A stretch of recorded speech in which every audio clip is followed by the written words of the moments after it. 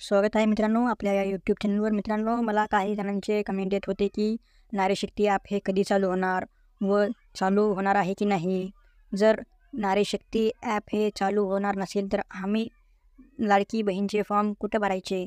तर मित्रांनो, नारी शक्ती ॲप हे चालू होण्याची शक्यता कमी आहे, कारण मुख्यमंत्री लाडकी बहीण यांचा पहिला टप्पा पूर्ण झाला आहे.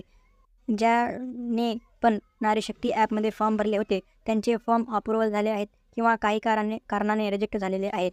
म्हणजेच आता नारी शक्ती ॲप हे चालू होण्याची शक्यता कमी आहे व आता फॉर्म हे फक्त वेबसाईटवर भरायचे आहेत. काही जणांचे अजून कमेंट होते की वेबसाईट पण चालत नाही. तर मित्रांनो, वेबसाईटवर सध्या सर्व्हरवर लोड आहे. सर्व लोक या वेबसाईटला व्हिजिट करून फॉर्म भरण्यासाठी प्रक्रिया करत आहेत, त्यामुळे वेबसाईट चालत नाही.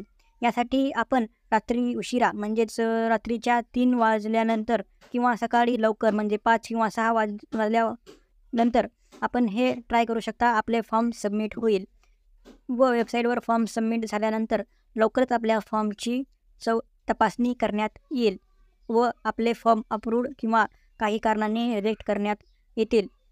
नारी शक्ती ॲप हे आता चालू होण्याची शक्यता कमीच आहे व वेबसाईटवर फॉर्म भरताना आपल्या आधार कार्डला आपले मोबाईल नंबर लिंक असणे आवश्यक आहे.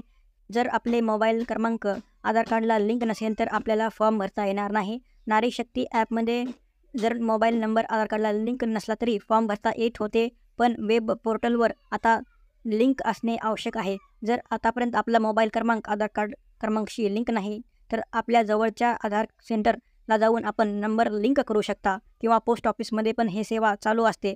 पोस्ट ऑफिसमध्ये जाऊन आपण आपल्या अकाउंटला मोबाईल नंबर लिंक, आपला आधारला मोबाईल क्रमांक लिंक करू शकता व तसेच पोस्टमध्ये जाऊन किंवा आपल्या जवळच्या बँकमध्ये जाऊन आपले DBT लिंक करा व जर DBT इनॅक्टिव्ह असेल तर या संदर्भात आपण व्हिडिओ बनवला आहे, ते आपल्या चॅनलवर आहे, ते पहा.